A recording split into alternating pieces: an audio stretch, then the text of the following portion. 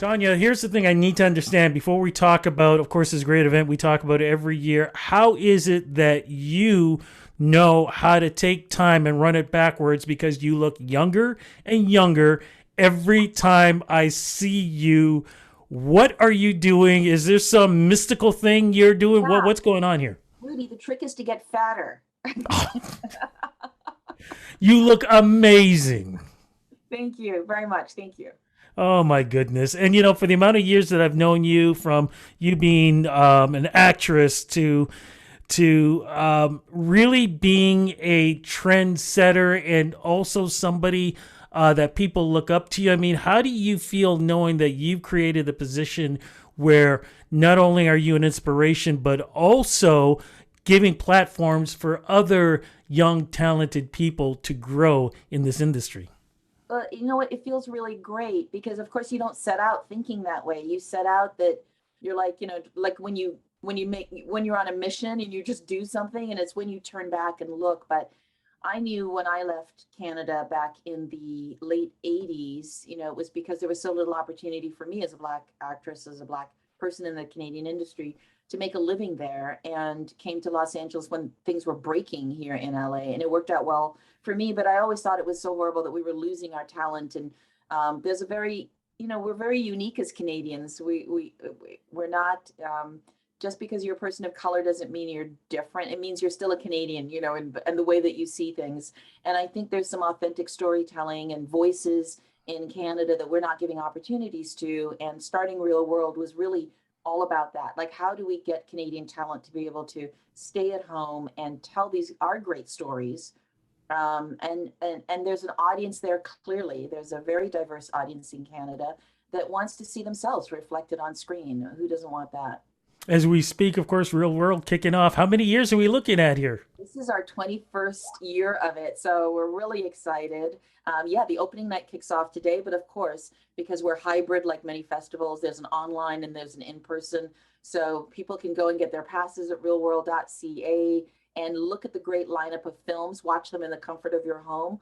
Or if you're just tired of looking at yourself in your own house in this COVID times, come out on Sunday and Monday to the Paradise on Bloor, where we're going to have some in-person screenings where you can actually sit in a theater with other people and share a movie. What I love about Real World is, yes, we focus on the films, but it's all Canadian talent. So we have industry panels where you can see great, from executives to all kinds of people working in the industry, talk about their experiences in the industry. And this year we're trying something different, which I've always wanted to do, which is we're doing discussions around the themes of the movies. So it's Oh, great that the movie is a great story, but sometimes the theme is really more about gender empowerment, or it's about the immigrant story, or it's something around issues. And these films always talk to the issues, and I wanted to take the opportunity that we really discuss the issues as well. what have been the challenges because of COVID in making sure that we had a 21st year? I think a lot of the challenges were, we may not feel them this year because some of the films were still from 2019. So next year, I almost feel like 2023 is, what were people making? 2022, what were people making in 2020? Because it takes a while to get a film off and in post. So some of the films we got, they were already shot, and 20 COVID time, they just put them in post. But now it'll be interesting to see if people got out and got to shoot things, because a lot of these emerging filmmakers, they don't have the kind of budgets to create all the COVID restrictions that might be around, putting a production together. I think we were really lucky this year, though. There were some very strong films, but I'm always worried in the future. And so I'm hoping we get a good crop of films for 2022, 2023, because I think that's where the impact will come. Absolutely. Some people think when they think Real World, they think, oh, just black films. No, you are it's very cultural. Yeah, the thing that we've been all talking about, everyone's using the term BIPOC. We were doing these things from 21 years ago. We've always thought about Black, Indigenous, Asian, South Asian, and people of color when we've done our programming. So that's been our focus for the last 21 years, and it continues to be our focus. And not just Black, Indigenous, and people of color, but Canadian Black, Indigenous, and people of color in particular, has been what is our passion. And Okay. not, sometimes people only think about the festival and the films, but I also get a chance to look at the board of directors and the staff, and we've done training in that as well over the last many decades. I'm just curious because we're talking about 21 years. Have you ever met somebody who may have been a volunteer or something like that, and then somewhere along the line they become a filmmaker and they had their films in or an act? You're shaking your head, yes. Yeah, no, absolutely. We have so many of those stories. There's an executive at Chorus who reminded me just recently that back in 2002, she came as an aspiring filmmaker. She wanted to be a director of music videos. And from that, she met Kevin DeFreitas at our festival and ended up literally volunteering on a shoot, and then got to do her own music video that she said we accepted in the festival in 2004. And then it was a whole trajectory of how she met Karen King, who was an executive over at Chorus at the time, or at Shaw, at the time it was called, and got a job then at Chorus, and it moved on, and now she's an executive there. So those kind of stories are all the time. I was just talking to a group of filmmakers just before I started speaking with you, and I said, lots of people start out being filmmakers, but sometimes 5 years, 10 years in, there's something else you're interested in. You may end up running telefilm, or you may end up running CBC. You don't know where it's going to take you, but all that expertise that you're going to gain from trying to make films and trying to be in this industry, you're going to bring that to any level of the Canadian industry you're working in. And right now there's a real focus for us at Reelworld about the infrastructure of our industry. So we have some programs kicking off that are all about training more agents and managers and casting directors in our industry, because there's a real lack of diversity in many of those areas too. I was going to say that's been an initiative for the last couple of years, correct? I know. Well, I've been pushing that for like 20 years, but we Yeah. finally got some funding, and we are going to be setting up a big training program specifically around Black, though, for Black casting, creating Black casting directors, Black agents, and Black managers. We got a wonderful big grant, and it's going to be a 4-year program, and we're looking forward to kicking that off at January of 2022.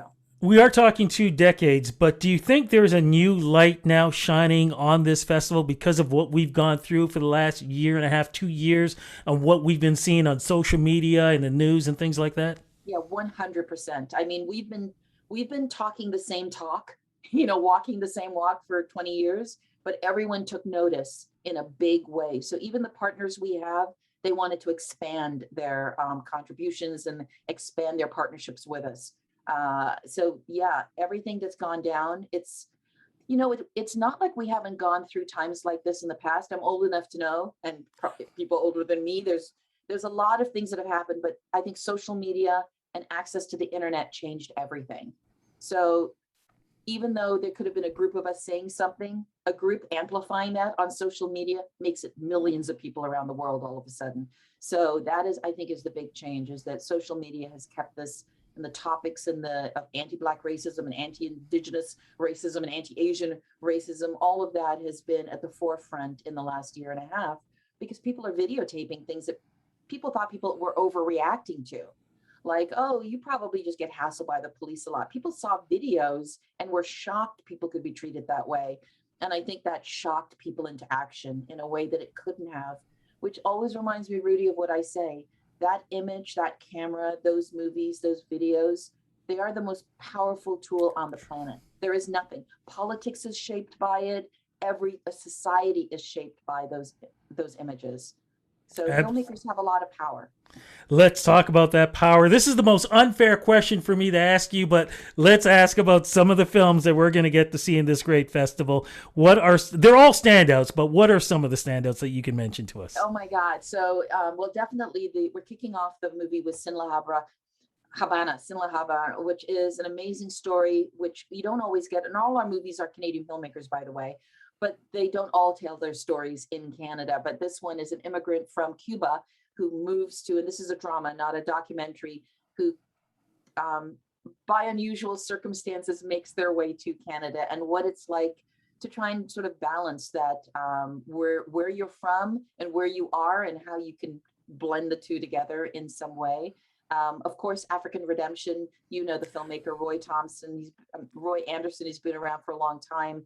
African Redemption, which is a story about Marcus Garvey. People are excited about that. We not only have that one online, but in the in-person then our shorts programs, I mean, I don't even know where to start, because a lot of filmmakers get their foot in the door Yes. with short films. So I love for people to come out and support the short filmmakers, because they really are the future of our industry in Canada. Can I interrupt? Because I always say this, the short films are the jewels of festivals. I actually focus always, if I'm ever doing anything on festivals, I always go right to the short films, because like you said, the directors, the films themselves, they're, like I said, they're gems. They're little gems. They really are. And you can tell a lot about that filmmaker, what their passions are and where they're going to go going forward. So we have 4 shorts programs this year, and each one of them about 80 minutes long. And we encourage people to not only see the films, but what's great about coming to a festival is you get up close and personal to a filmmaker, even if it's digitally. You get those Q&As that you can really hear about them, and what they're trying to do with the work that they do. What's the message? What are they trying to say? And I find that's always the most interesting part for me. I love watching the films. I love hearing how the filmmakers think. And then our awards, let's not forget that. So the end of the festival on the 27th. Last year we tried it for the first time. We're doing it again. We love it. It's basically become like an award show. We get actors, well-known actors who are on hit shows right now across Canada, to present each of the awards. And we have 18 festival awards. And that's, I want to say that's like 3 to 4 o'clock, going to be streaming live on YouTube. You don't want to miss that. And to see who all the winners at the festival are, but also going forward, who are you know what I was going to mention? And that's why my train of thought, we have our Award of Excellence and Visionary Awards. And the 2 Visionary Awards this year are Amos and Alphonse Atatui. And when people try to distinguish what's our Award of Excellence and what's our Visionary Award, we look for people who not only thought about their own careers, but tried to pave the way for others as well.